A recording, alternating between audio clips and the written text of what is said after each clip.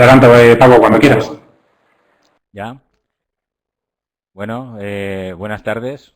Lo de la mascarilla es para recordar los tiempos en los que estamos, para que posteriormente podamos recordar cuándo se hizo y cuándo grabamos esta exposición que amablemente UCB nos ha ofrecido, y vamos a hacer un repaso un poquito de algunas alteraciones o medicaciones que intervienen en el sistema inmune dentro del sistema óseo, como de otras patologías inmunes en las cuales intervienen algunos medicamentos que nos interesa a veces repasar.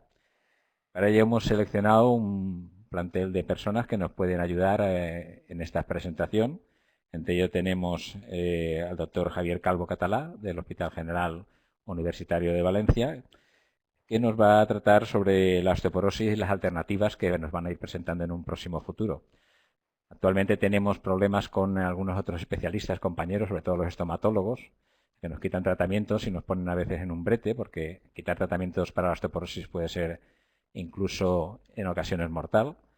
Tenemos medicamentos que no alteran el perfil dentario, la fijación de las piezas o por el problema de la necrosis ósea, como la teriparatida, pero tenemos ese inconveniente que tenemos que pinchar continuamente. Probablemente en un futuro, y Javier supongo que nos lo comentará, van a aparecer medicamentos que, sin crear ese problema de la necrosis ósea, van a ir reforzando el hueso y no vamos a tener que interrumpir la medicación. Por tanto, interesa ver lo que nos va a venir al respecto. Posteriormente, el doctor Antonio Álvarez Cienfuegos, del Hospital de la Vega Baja, nos va a hacer un poquito un repaso de cómo está el tema de las enfermedades reumáticas en relación con esta pandemia y este virus, que no sabemos si es bueno, malo o regular, y cómo afecta a nuestros pacientes, o por lo menos tener una idea de cómo están enfrentándose las enfermedades reumáticas y sus tratamientos, sobre todo de tipo autoinmune, con esta pandemia y esta virosis. Y finalmente el doctor Joaquín Borras Blasco, Servicio de Farmacia, nos va a comentar un poquito la importancia de determinados fármacos en relación con el embarazo y la lactancia. Hay algunos medicamentos que pasan, como sabemos, al feto o pasan a través de la leche materna, y conviene tener en cuenta esto cuando tratamos a algunos de estos enfermos que están afectos de enfermedades inmunológicas y que estamos dando tratamientos que podrían alterar la respuesta inmune. Yo creo que será una tarde entretenida, cortita, y vamos a ir aprendiendo de todos ellos. Sin más, paso a Javier en la primera ponencia sobre el tema de la osteoporosis y las alternativas de tratamiento en las mujeres posmenopáusicas. Adelante, Javier. Bueno, buenas tardes.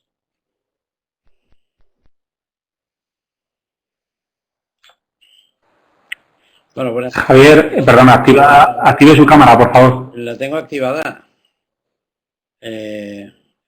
No, perdón, se había vuelto a rayar. Esta hora, perfecto. Buenas tardes a Ahora todos perfecto. y abrazos virtuales a todos. En principio, antes de empezar, un minutito quería dedicar a Antonio Gracia, porque hace muy poco tiempo en el simposio nuestro habló de un tema semejante al que voy a hablar yo. Vaya por él, un abrazo.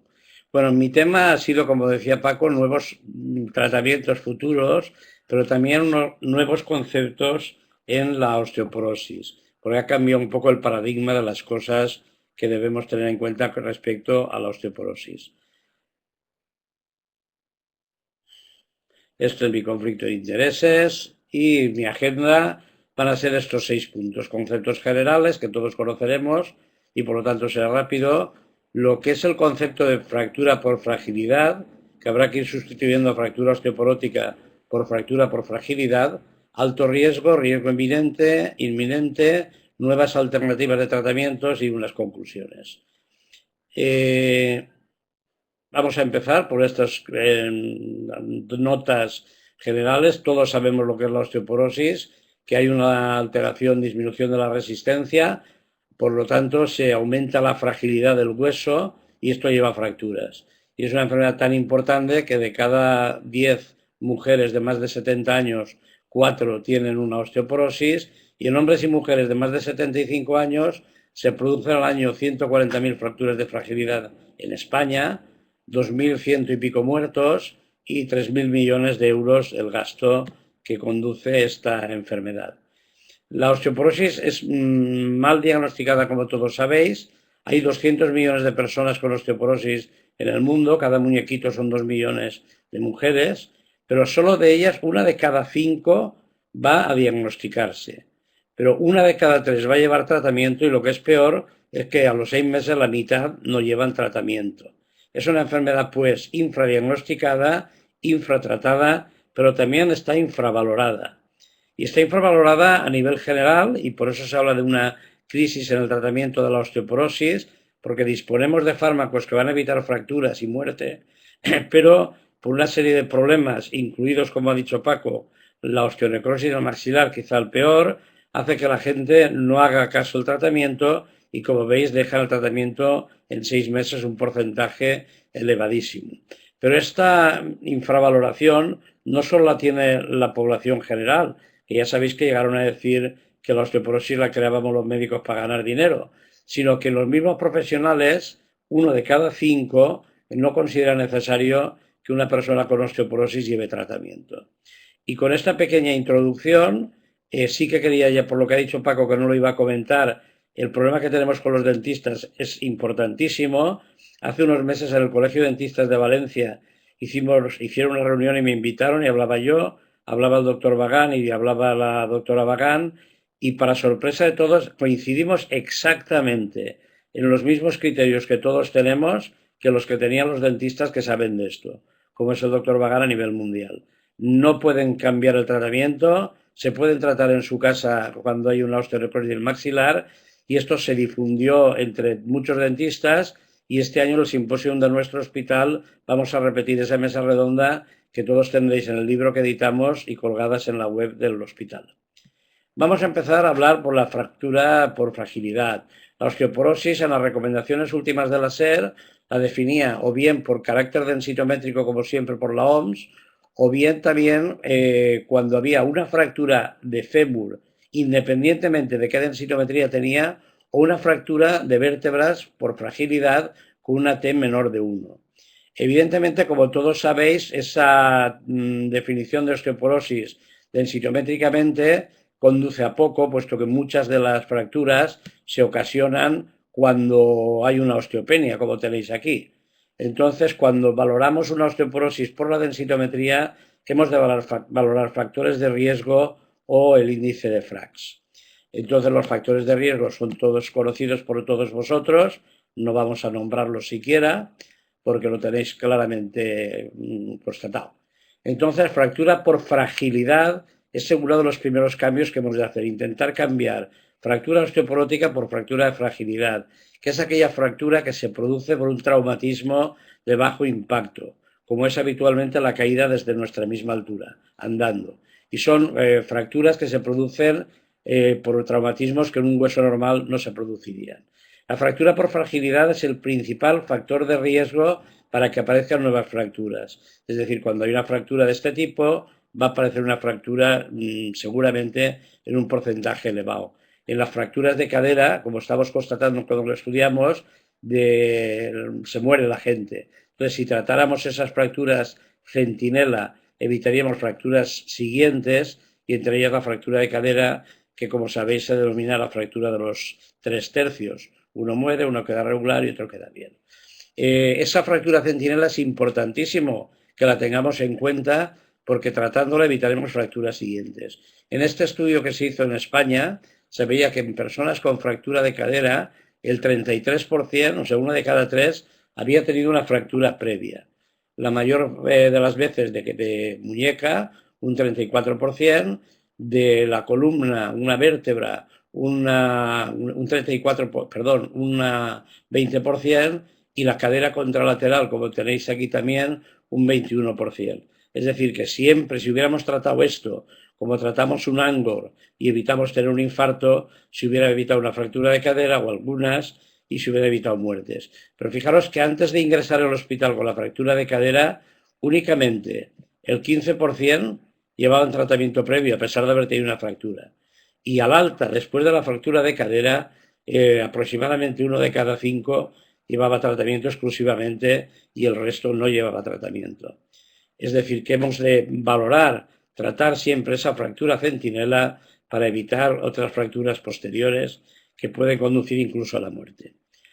Vamos a valorar el segundo punto, el alto riesgo de fractura. Como decía, una fractura conduce siempre a la aparición de nuevas fracturas, pero cuanto más fracturas hay, mayor es el riesgo de más fracturas. En esta gráfica tenéis con el antecedente de una fractura, de 2 fracturas o más de 3 y la incidencia de nuevas fracturas. Es decir, que el riesgo, cuando hay una fractura centinela, hay riesgo de fractura y aumenta cuanto más fracturas ha habido. Esto lo repetiremos en alguna diapositiva posterior. Pero veis que tratándose esas fracturas centinelas, evitaríamos muchas de las fracturas de cadera o de otras localizaciones. Pero, como os decía, los enfermos antes de la fractura de cadera tenían muy pocos tratamientos y al salir incluso también. Y tenéis aquí en esta gráfica, sin embargo, en la diabetes, cribado de cáncer de mama o medicación por depresión, la gente que lleva tratamiento, mientras que el tratamiento de la osteoporosis solo veis que era un 15%.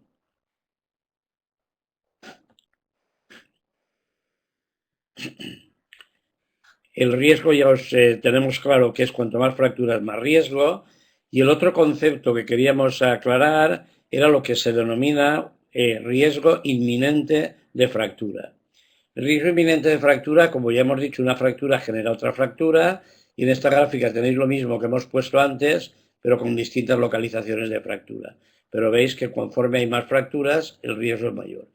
Esa fractura nueva aparece siempre o generalmente en los 2 primeros años después de la fractura centinela y especialmente en los 12 meses primeros. Es decir, que ante una fractura debemos tratarla porque ese enfermo tiene un riesgo de tener una nueva fractura y ese riesgo puede denominarse inminente cuando tenemos los 3 criterios que definen este concepto de riesgo inminente, que es que hay un riesgo a corto plazo.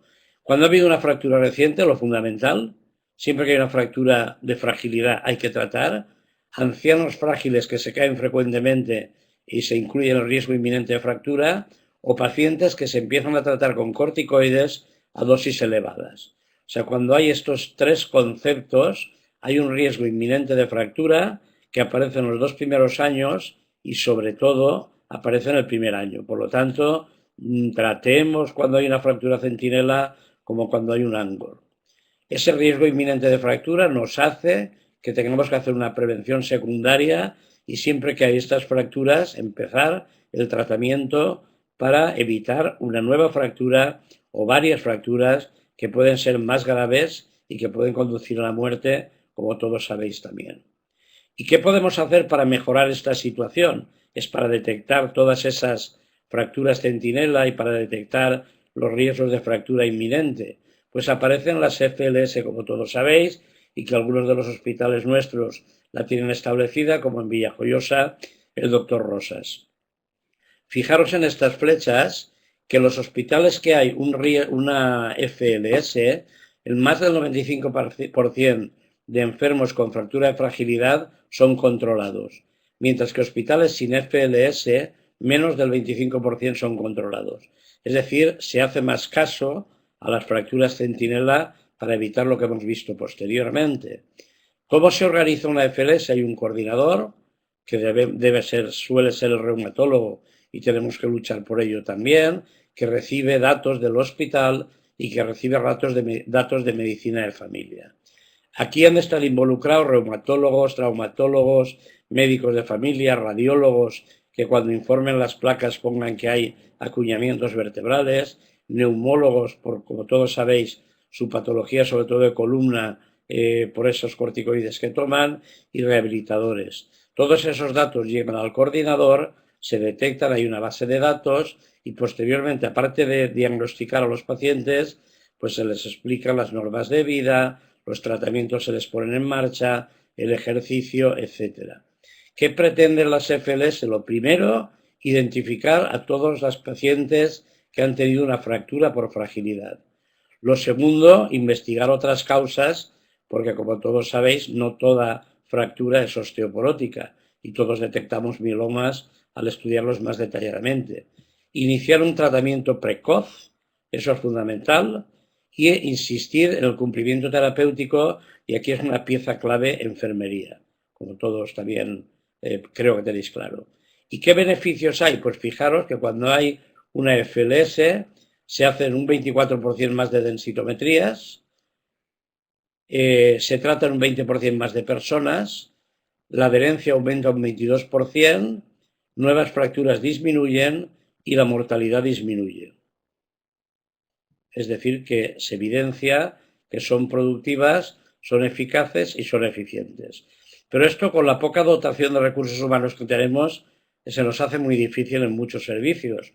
A nosotros nos gustaría hacerlo, pero es imposible en estos momentos hacerlo. ¿Qué hacemos nosotros? Pues tenemos una enfermera dedicada a este control de osteoporosis que todos los días visita todas las fracturas de cadera que hay en trauma, que es una media de 3 diarias.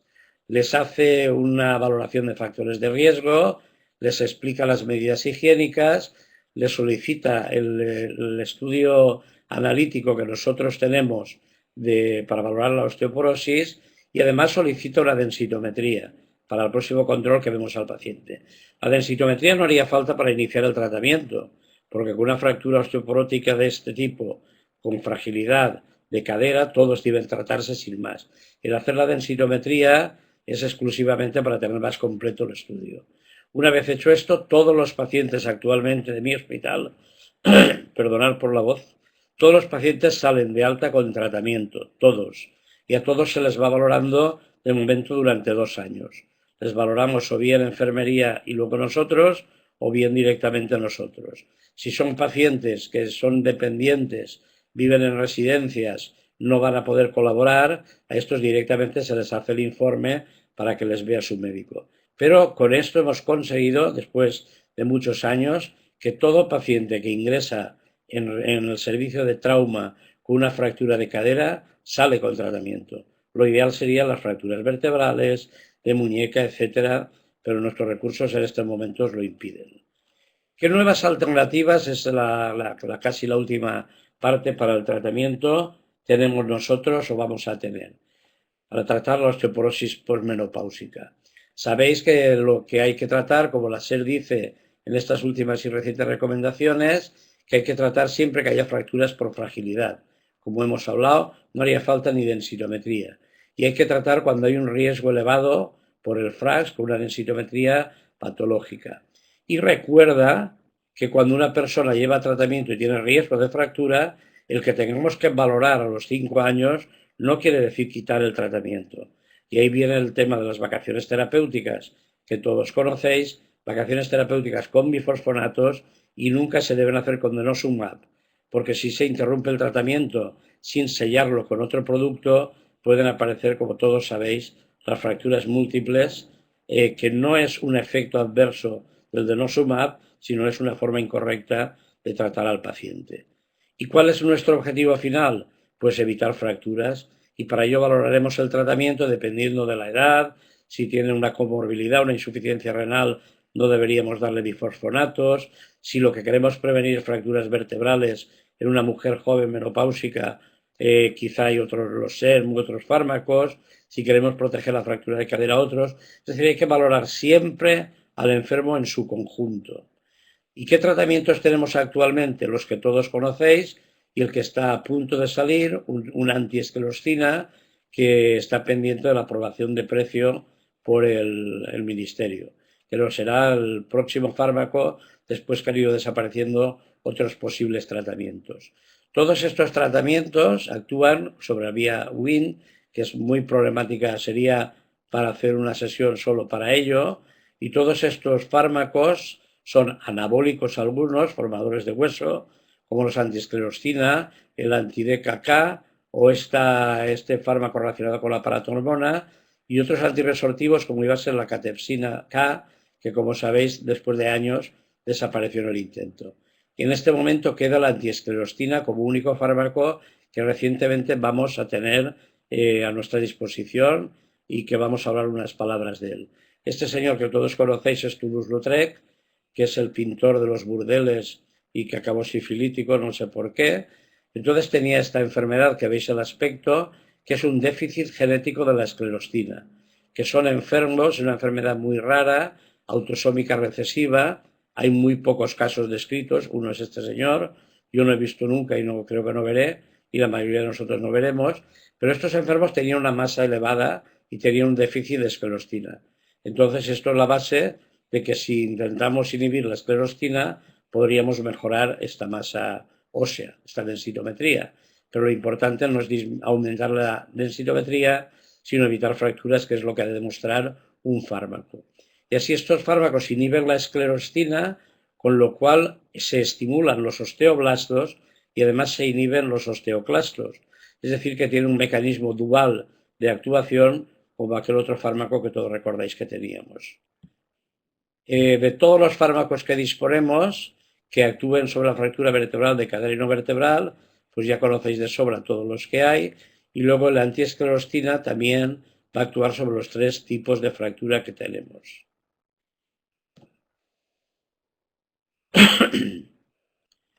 Los pacientes, lo que sí que se recomienda en todas las guías, incluidas las recientes recomendaciones de la SER, que cuando hay más de 2 fracturas vertebrales, por lo menos, o múltiples fracturas, siempre se recomienda que se use un tratamiento formador para después seguir con tratamientos antirresortivos, como también sabéis. Aunque hay que tener en cuenta los inconvenientes de estos tratamientos, pues que a veces el precio, el pincharse, etcétera. Lo cual disminuye su uso. La terapia secuencial, debido a esos efectos adversos que producen, es lo que parece más útil, es dar un osteoformador en primer lugar, y a los 2 años de la paratormona sabéis que seguimos con antirresortivos. Cuando esté el inhibidor de la esclerostina, es otro osteoformador que podremos seguir con antirresortivos. La fractura de paratormona seguido de un antirresortivo, gana la masa ósea, pero no está del todo demostrado que mejore la fractura, y sin embargo con los antiesclerostina sí que parece que esto es así.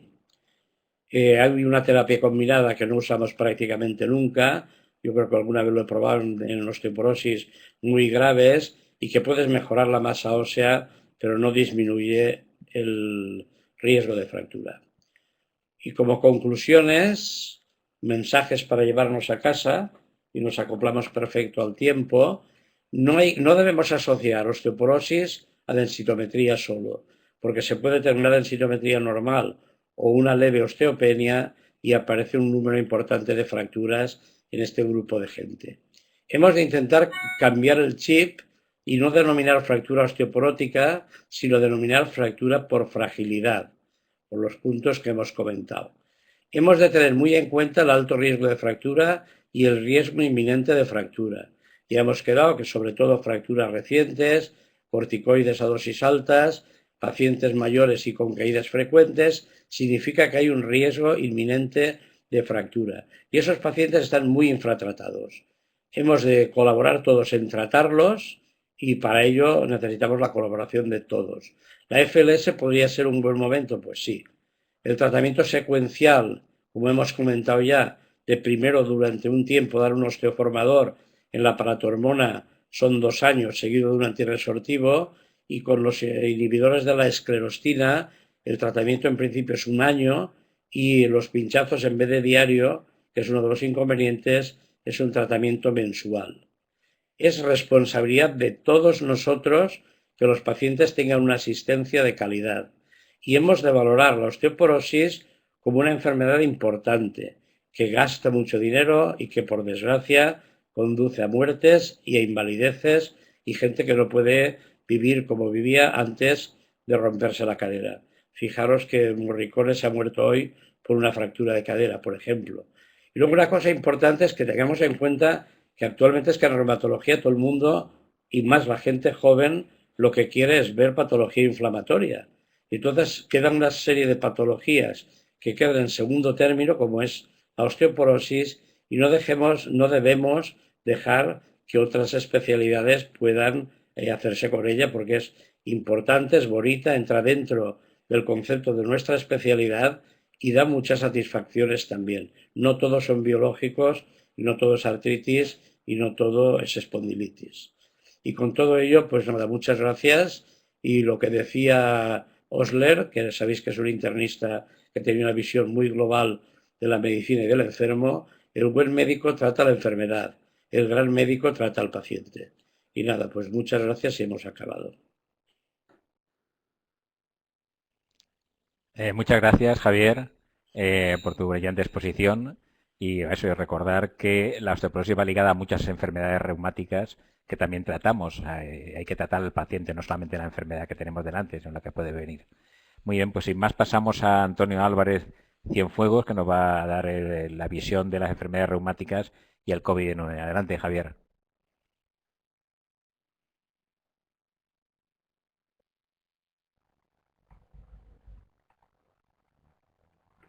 Buenas tardes. Bien, primero quiero agradecer tanto a la Sociedad Valenciana de Reumatología como a UCB el haberme invitado a participar en esta reunión, cuyo formato se está poniendo tanto de moda últimamente. Esperemos que dentro de poco podamos volver al formato original y reunirnos de forma presencial. También me gustaría agradecer a todos los que habéis podido conectar esta tarde, porque a estas alturas de verano estamos todos ya un poco con la batería en reserva. El título de mi charla que me dijeron fue Enfermedades reumáticas y COVID-19. La verdad es que no es plato de buen gusto este tema, porque lo que se dice hoy, el mes que viene puede ser totalmente diferente. Pero bueno, voy a intentar un poco con los datos que disponemos hasta el momento que se puede saber.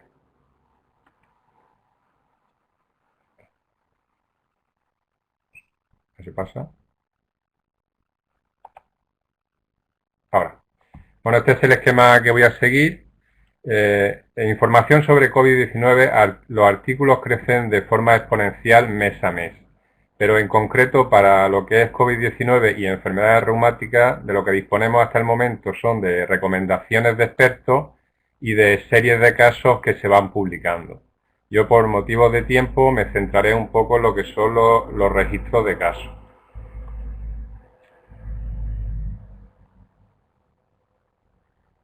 Recomendaciones tenemos de diferentes organismos e instituciones. Hay recomendaciones más generales, como las que nos puede dar la Organización Mundial de la Salud o el Ministerio de Sanidad en España, que se están continuamente actualizando y que son de acceso libre y gratuito para todos los ciudadanos. Pero en concreto, también para reumatología disponemos de las recomendaciones específicas, como son estas las recomendaciones EULAR, que se presentaron en el último Congreso Europeo, que fue en junio y también se realizó de forma virtual. Estas recomendaciones las presentó el doctor Landewey y iban sobre el manejo de lo que es las enfermedades reumáticas y musculoesqueléticas en el contexto del virus SARS-CoV-2. Ya comentan los autores que estas recomendaciones es un documento vivo y que el objetivo es cada 3 meses más o menos intentar actualizarlas con toda la información y evidencia que vaya surgiendo. Aquí los expertos lo que hacen es realizar 13 recomendaciones y 5 principios generales que cubren 4 temas fundamentales. El primer gran tema sería las medidas generales y de prevención de la infección por SARS-CoV-2, que esto serían medidas generales a cualquier otra recomendación. El segundo gran tema es el manejo de pacientes con enfermedad reumática durante la pandemia. El tercer gran tema, que sería un poco el tema más controvertido, que es el manejo de pacientes con enfermedad reumática que tienen COVID-19. Aquí hay que decir que realmente los autores pues no se mojan mucho, ¿no? Y lo que comentan es que habría que individualizar paciente a paciente. Ver un poco, explicarle un poco al paciente los pros y los contras de suspender la medicación y ver realmente su enfermedad en qué punto está y consensuar un poco con el paciente la suspensión o no del tratamiento. Y el último gran tema es la prevención de otras infecciones pulmonares en pacientes con enfermedad reumática. Y aquí se centran fundamentalmente en lo que es el neumococo, el influenza y el Pneumocystis jirovecii. También disponemos de las recomendaciones que hace la Sociedad Española de Reumatología, que en este caso es un documento de posicionamiento sobre el funcionamiento y restablecimiento de la actividad de los servicios de reumatología ante la COVID-19. Aquí los expertos realizan 42 recomendaciones que dividen en dos grandes apartados, en el apartado de asistencia y en el apartado de tratamiento. Por líneas generales y salvo pequeños matices, las recomendaciones son muy similares a las que hace EULAR.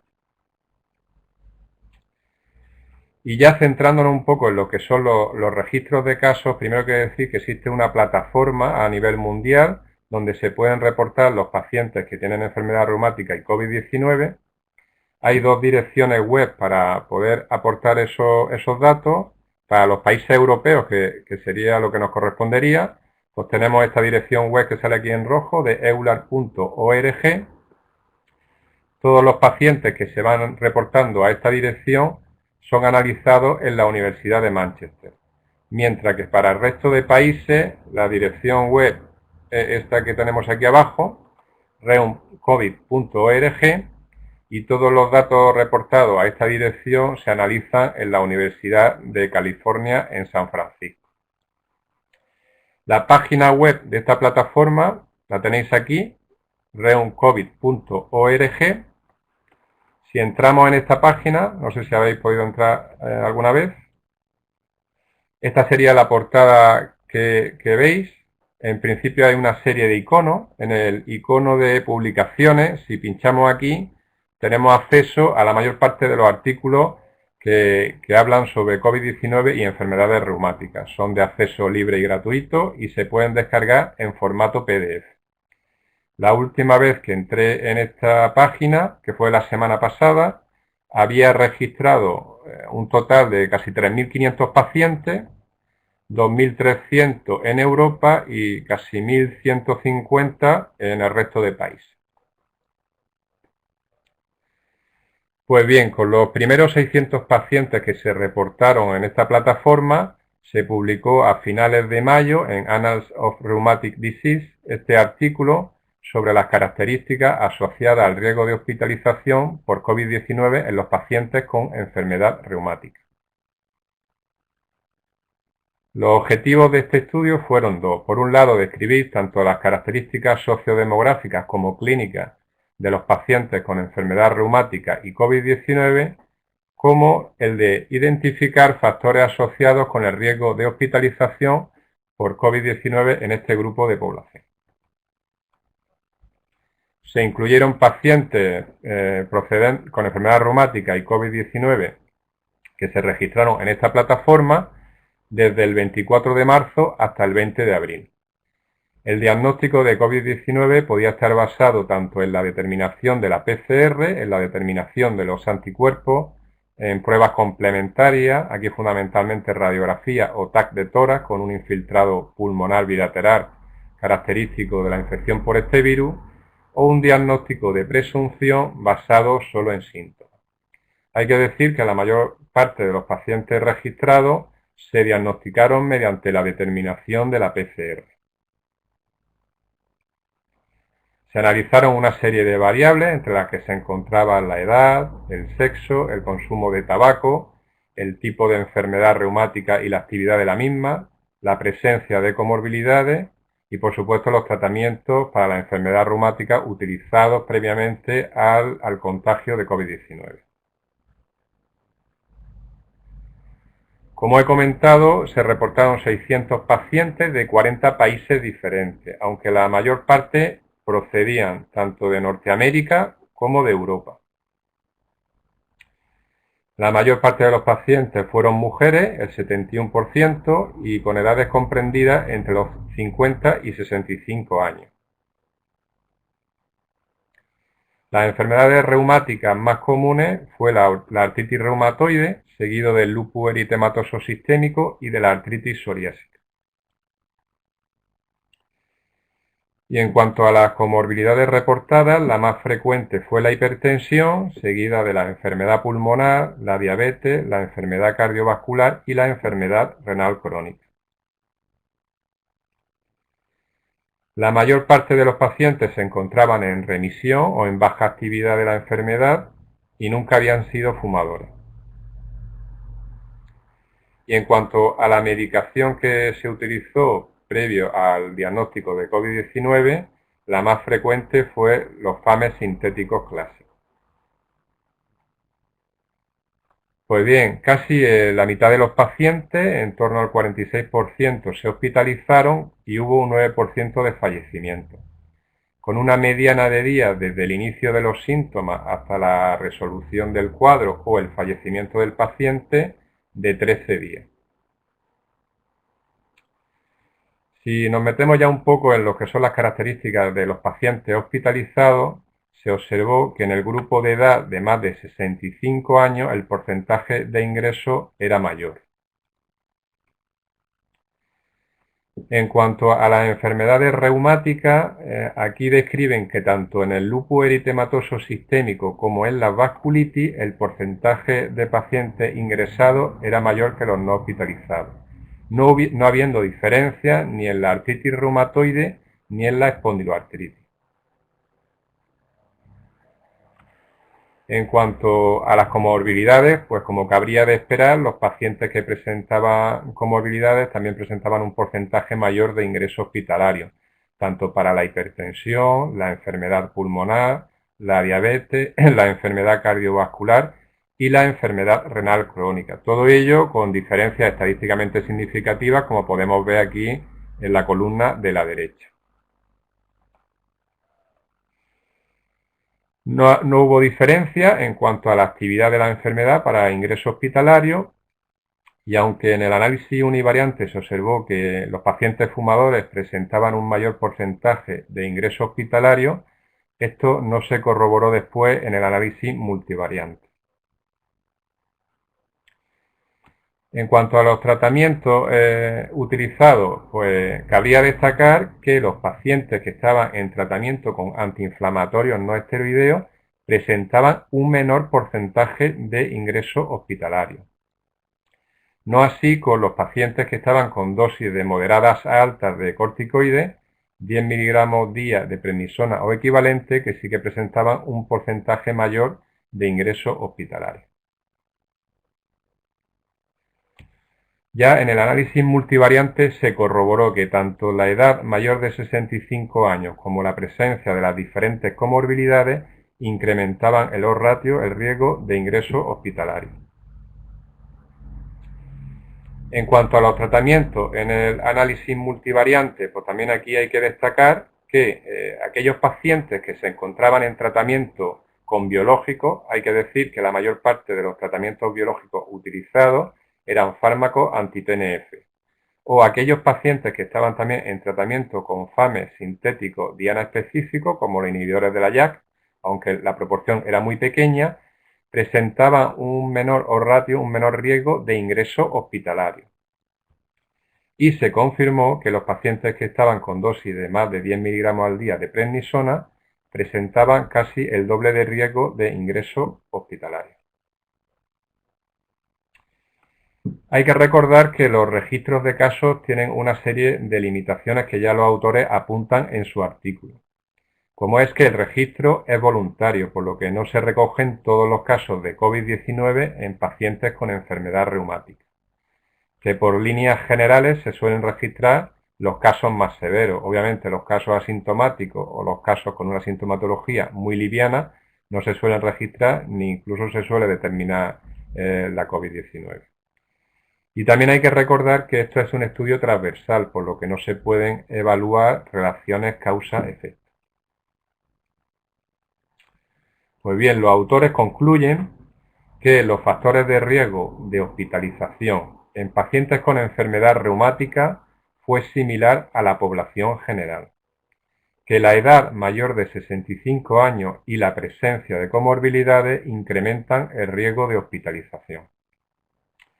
Los tratamientos biológicos, los FAMES sintéticos clásicos como la hidroxicloroquina y los antiinflamatorios no esteroideos no se asociaron a un mayor riesgo de hospitalización por COVID-19.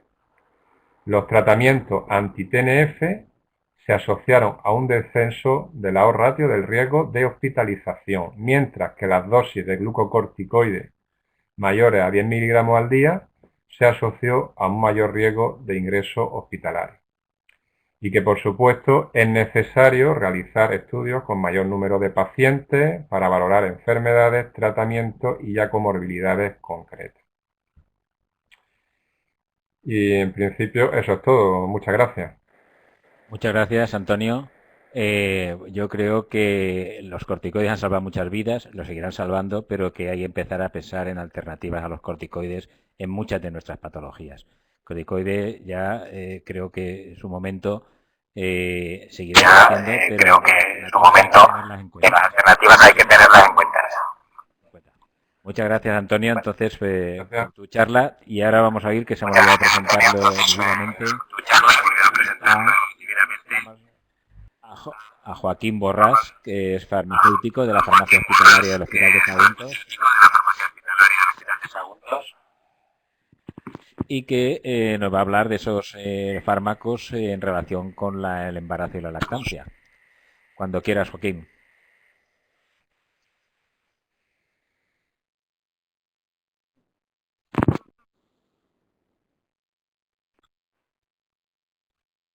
Hola, buenas tardes. ¿Me ponéis mi diapositiva?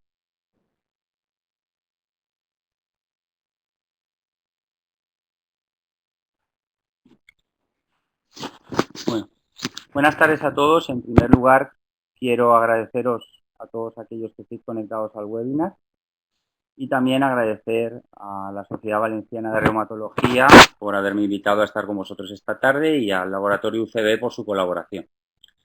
Antes de empezar, quería dedicar y recordar al doctor Antonio Gracia, que nos dejó desafortunadamente hace poco, con el cual además he tenido una estrecha relación tanto profesional como personal y bueno, y aquí es mi dedicatoria hacia él.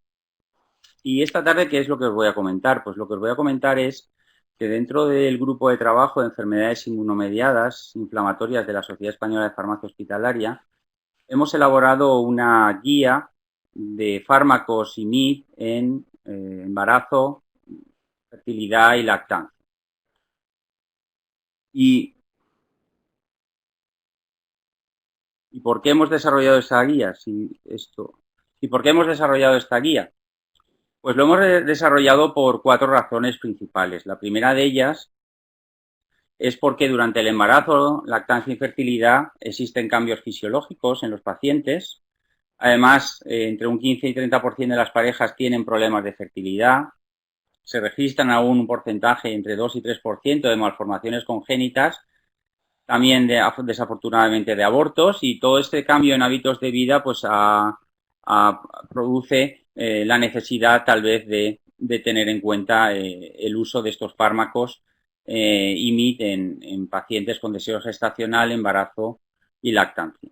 Porque además dentro de las IMID, como sabéis, hay una elevada prevalencia de mujeres en edad fértil y es muy importante desde el equipo multidisciplinar que atiende al paciente y sobre todo vosotros reumatólogos que sois los que pautáis los tratamientos, el tener en cuenta la realización de un consejo preconcepcional.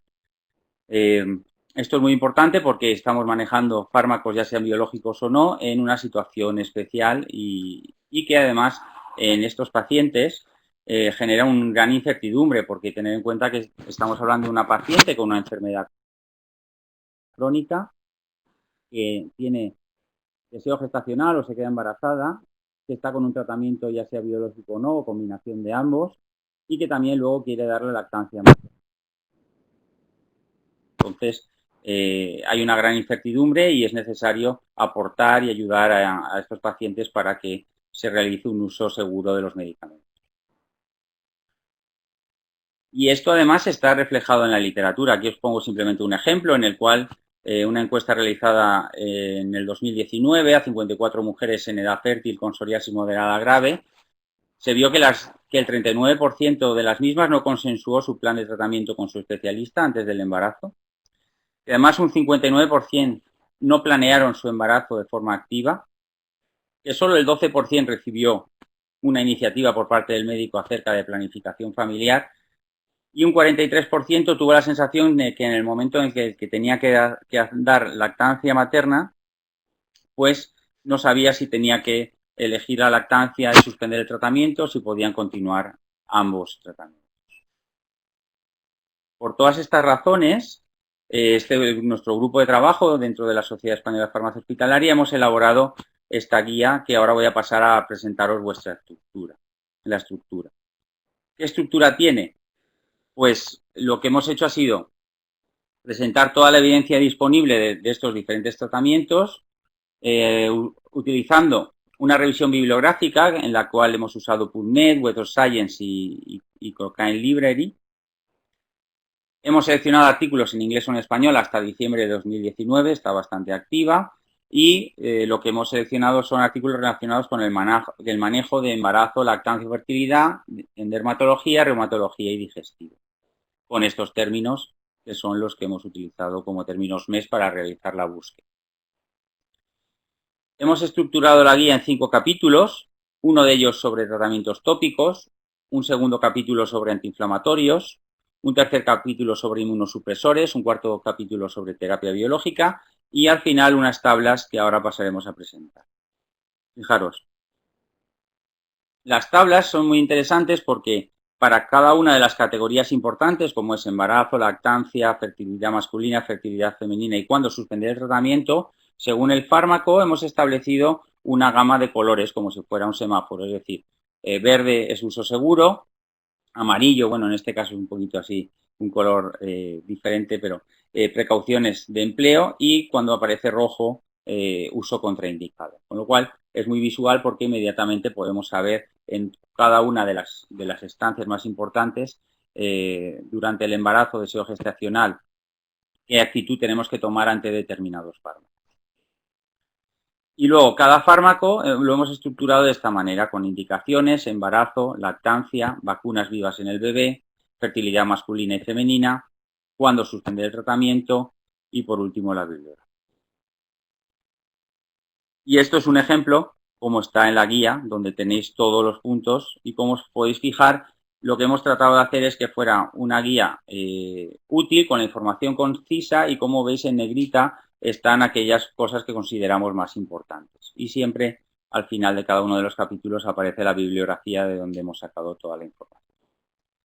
En cuanto a tratamientos tópicos, tenemos la información de salicilatos, emolientes, análogos de la vitamina D, retinoides tópicos, fototerapia también muy importante cuando se usa en psoriasis, y pimecrolimus. Y aquí veis la tabla donde aparecen cuando o no, en verde, amarillo o en rojo, cuando se puede utilizar o no. Y dentro del verde, si os fijáis, aparecen siempre en qué situaciones como digamos, algún comentario especial que debemos de seguir.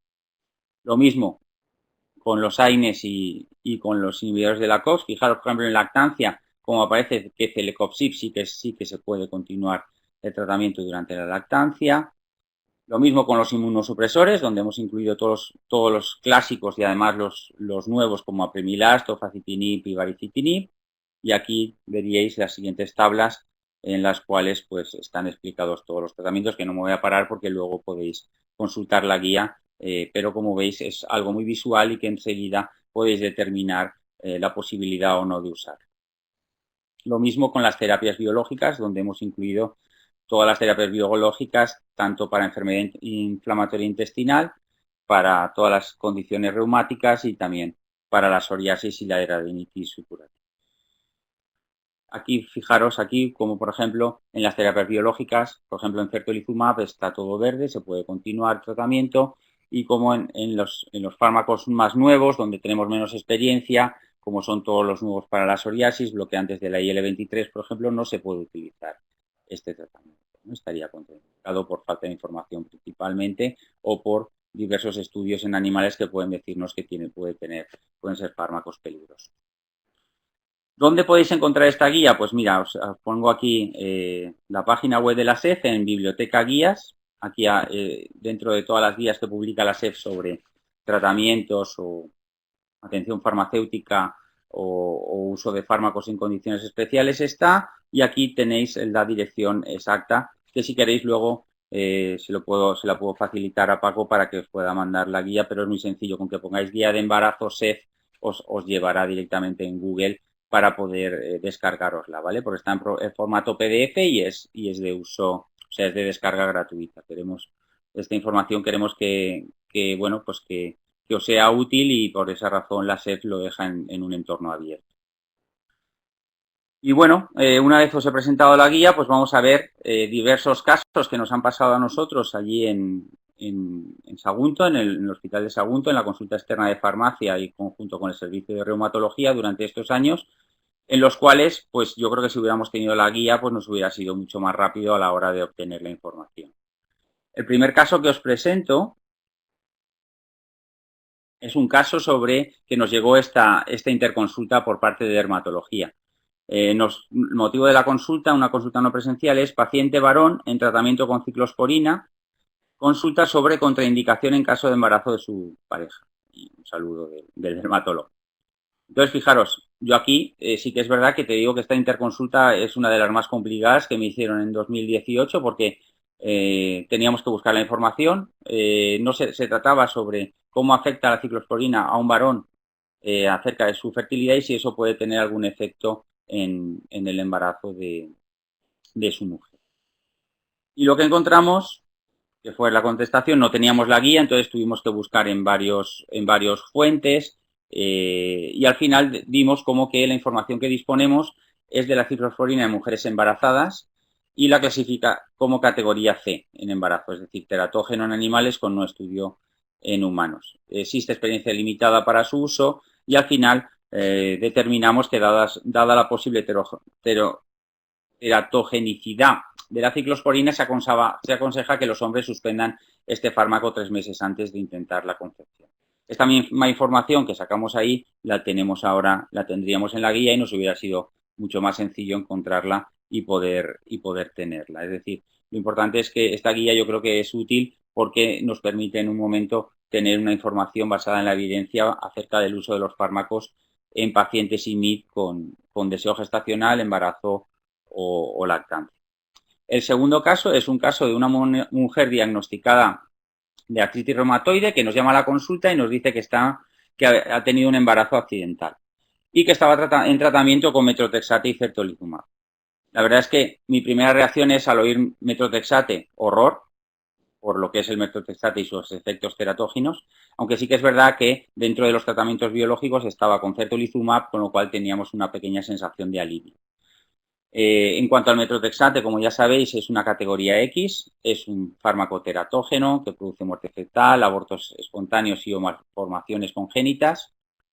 En la guía se indica que hay que suspender el tratamiento 3 a 6 meses antes de la concepción y seguir con ácido fólico durante ese tiempo y embarazo. Y en los casos en los que se suspendió el metrotexato antes de la concepción, los embarazos fueron normales. En este caso era un embarazo accidental, pero la paciente conocía el riesgo del metrotexato y durante el último mes no se administró metrotexato porque se sentía rara.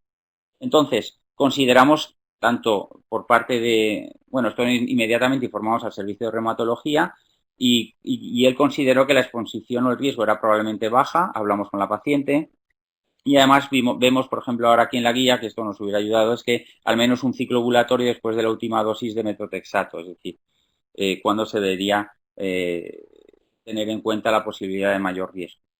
En nuestro caso, se decidió, por supuesto, ya lo había suspendido, suspender el metrotexato. Y en cuanto al certolizumab, es un fármaco que se considera seguro a lo largo del embarazo, con lo cual se recomendó que continuara con el tratamiento. ¿Por qué? Pues porque dicho fármaco no dispone de la región FC, por lo que la transferencia a través de la placenta se considera mínima. Esto es según la última actualización realizada por la FDA. Y además hay estudios de registros con más de 1000 pacientes en los que no se evidencia teratogenicidad o incremento de riesgo de muerte fetal. Por ello se considera de elección durante el embarazo. Además, también es un fármaco que tiene estudios propios de desarrollo, no solo de registro, acerca de la seguridad del mismo en pacientes embarazadas. Y además también se recomendó su uso durante la lactancia porque ha demostrado una mínima transferencia de ceftolizaumab pegol al plasma materno, del plasma materno a la leche y por lo tanto puede administrarse durante la lactancia. En este caso que estamos viendo, se suspendió el metrotexato, como la paciente conocía los riesgos del metrotexato, pues suspendió el tratamiento previo, continuó con ceftolizaumab y la verdad es que tuvo una evolución correcta durante todo el periodo de embarazo administrándose el fármaco y después dio la lactancia sin tener ningún tipo, mantuvo la remisión clínica que tenía de la artritis reumatoide durante el tratamiento. Y bueno, ya como último caso práctico, pues claro, ahora como ha pasado con mi compañero anterior, hay que hablar del COVID. Tenemos que hablar del COVID porque es lo que tenemos, ¿no? Y por eso lo he titulado esto la guía en tiempos del COVID, ¿no? Este apartado. Y aquí quiero hablaros de la hidroxicloroquina. Según la guía, en principio es segura durante el embarazo, aunque debe ser una exposición corta, no crónica, aunque ya veis con las últimas recomendaciones que nos hablan de usar solo durante 5 días como seguro el uso de hidroxicloroquina en pacientes con COVID, pues esta situación se cumpliría. Y también es compatible con la lactancia. En cambio, no sucede lo mismo con tocilizumab. En este caso, lo que he querido hacer es pedido la información al laboratorio acerca del uso de tocilizumab en embarazo, fertilidad y lactancia. Y fijaros, la información que me da es que no existe información suficiente, que no hay malformaciones en animales. Hay un estudio en humanos con mayor número de abortos, pero no malformaciones, y que las exposiciones accidentales en el primer trimestre parece que no tienen daño fetal. Y nos adjunto una referencia. Viendo esa referencia, fijaros que es un estudio de una database de safety de Roche, en donde se vio la exposición a 288 embarazos, tanto de forma prospectiva y prospectiva. Sí que es cierto que aparece que no hay un aumento sustancial en el riesgo de malformaciones, pero sí que indica el trabajo un aumento de parto prematuro y una disminución de peso en los niños, en los neonatos que nacieron tomando conjuntamente tocilizumab. Cuando nos vamos a la guía sí que nos dice claramente que no hay un ensayo que nos indique el riesgo potencial del uso de tocilizumab en seres humanos, solo hay datos a nivel de estudios, o sea, no en registros, sino de estudios en animales. Recomendamos no utilizar tocilizumab durante el embarazo, salvo que haya un beneficio-riesgo importante y siempre con la supervisión muy estrecha de su reumatólogo. Y a la hora de discontinuar el tratamiento en una pareja que quiere que tiene deseo gestacional a la mujer y que quieren tener un hijo, se debe discontinuar el tratamiento de tocilizumab 3 meses antes de la concepción en mujeres y hombres. Además, en cuanto a la lactancia, se desconoce si se excreta en la leche materna humana, porque la excreción en leche no ha sido estudiada en animales. Por lo tanto, la decisión de continuar o suspender el tratamiento debe tener en cuenta también el beneficio y riesgo. Es decir, aquí no tenemos datos, entonces hay una cierta incertidumbre, con lo cual hay que valorar muy bien el hecho de en la lactancia que el paciente continúe con tocilizumab y mantener un poco la situación clínica, ¿no? Esto hay que valorarlo claramente. Un poco como conclusión, pues yo creo que es muy importante que el paciente tenga claro cómo va a programar el embarazo, que eso lo informe a su equipo multidisciplinar, en principio al especialista que le pauta el tratamiento. Hay que también tal vez ser proactivos tanto de la consulta de reumatología como nosotros desde farmacia acerca de estas pacientes que se encuentran en edad fértil entre 18 y 40 años para comentar y ser activos en cuanto a la problemática, ¿no? del uso de fármacos en embarazo, lactancia y durante el deseo gestacional. Yo creo que en cualquiera de nuestras consultas al pautar un fármaco en estos pacientes es muy importante informar sobre los fármacos teratógenos. Fijaros cómo esta guía es tanto terapia biológica como no biológica, es muy importante tener en cuenta los dos. Con los casos que os hemos presentado yo creo que ha servido de buen ejemplo. Por supuesto, tener siempre presente la exposición paterna y yo creo que un punto importante es que yo creo que una buena ayuda es información actualizada. Puede ser esta guía que está hasta diciembre de 2019, aunque dentro del grupo sí que tenemos previsto ir actualizando aquellos fármacos nuevos que vayan apareciendo en la versión de la web y actualizando la página. Incluso puede ser que en algún momento tengamos hasta una app para poder registrar todos estos datos, aunque es algo que estamos valorando. Y bueno, espero que consideréis esta guía como útil y que os sirva para el manejo de estos fármacos en embarazo, lactancia y fertilidad, y que usemos los fármacos más seguros en estas pacientes que, por supuesto, se lo merecen.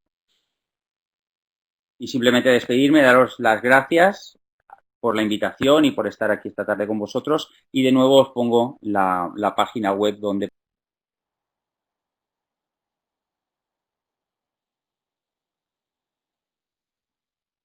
Muchas gracias, Joaquín Borrar, del Hospital de podéis Sagunto, a ti descargaros y la a la guía, Sociedad aunque luego Española de Farmacia no hay Hospitalaria ningún problema, yo por os la la puedo presentación, y facilitar, sí, yo te incluso pediría que a si ver la si la quisierais podemos yo la tener puedo dar en en nuestra PDF. página de la Sociedad Valenciana de Reumatología para que podamos acceder todos a ellas.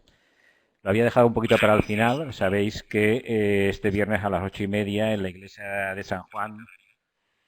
Sí, te lo daremos por parte dentro de nuestra secretaría de la Sociedad Valenciana de Reumatología. Estaré en contacto y te lo pediremos. Quería Por recordar que el supuesto. viernes a las 8:30 Si en la quieres, iglesia de Pago, San luego Juan del me Hospital das tu correo. tendremos una misa en conmemoración de Antonio Gracia. Quería dejarlo para el final para todos los compañeros que quieran asistir a esta misa. Bien, abrimos un pequeño turno de preguntas. Vale. Simplemente Perfecto. escribirlas en el chat y poner para quién va referenciada la pregunta, y pues en 5 minutos podemos contestar alguna de ellas. Yo agradezco a los tres ponentes su magnífica exposición y, por supuesto, hemos aprendido. Siempre aprendemos algo de alguien que sabe del tema. Adelante, pues, si hay alguna pregunta. Si alguien quiere preguntar, puede escribirle en el chat la pregunta y se la transmitimos, o poner a quien se le va a transmitir la pregunta. Bueno, mientras... sí.